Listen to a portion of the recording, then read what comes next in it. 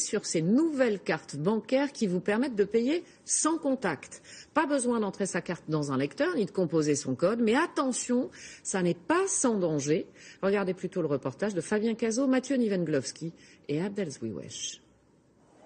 Le soir, dans le métro, cette jeune cadre ne fait pas spécialement attention à qui s'installe à côté d'elle, encore moins s'il s'agit d'un pickpocket dernière génération, capable de pirater les données de sa carte bancaire à travers son manteau. Démonstration.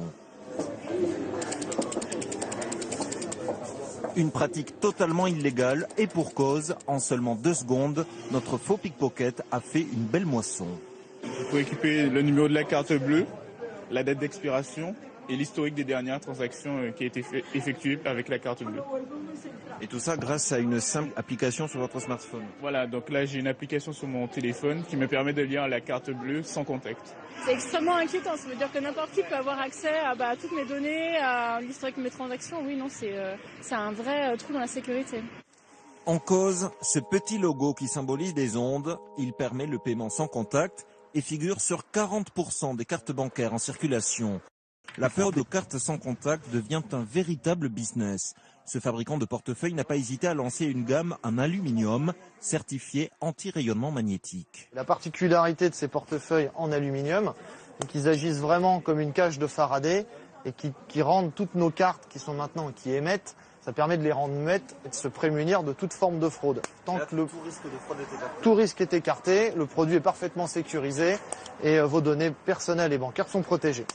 La fraude aux cartes sans contact reste encore marginale selon les fabricants. Les clients qui en seraient victimes peuvent demander à leur banque des indemnisations.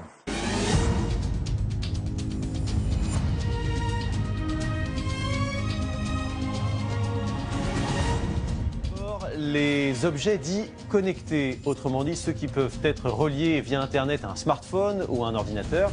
C'est le cas par exemple de voitures, de réfrigérateurs ou même de brosses à dents. Le phénomène se développe à très grande vitesse et cela attire les pirates informatiques. Quels dégâts peuvent-ils causer? Fabrice Collaro et Olivier Cresta ont enquêté. Parmi nos objets connectés, il y a aussi les passeports biométriques et les nouvelles cartes bancaires qui sont dotées d'une puce sans contact pour payer des petits montants. Mais là encore, ces puces ne sont pas sécurisées et on peut donc récupérer les informations qu'elles contiennent.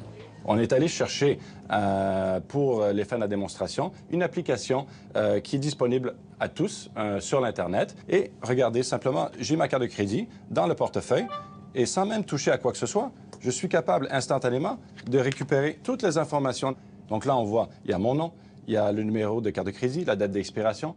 On pourrait donc vous dérober vos données en 1 seconde et faire des achats à votre place, même si la carte est rangée dans une poche et dans un portefeuille. Et c'est exactement pareil pour le passeport. Toutes les informations vous concernant sont accessibles. Parmi les parades, un étui de protection qui bloque la communication des puces sans contact pour éviter de se faire voler son identité ou son numéro de carte bancaire.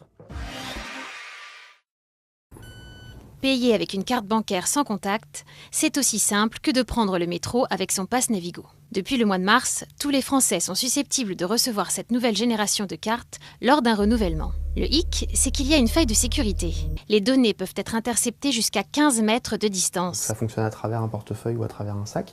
Et donc, par exemple, dans les transports en commun, le risque est simplement de se faire dérober son numéro de carte et qu'ensuite le fraudeur utilise ces informations sur Internet pour commettre des achats frauduleux en votre nom avec votre numéro de carte. Mais les paiements frauduleux ne sont pas le seul danger. La seule solution pour sécuriser sa carte bancaire est de la conserver dans un étui en aluminium. Un peu paradoxal pour une technologie sans contact.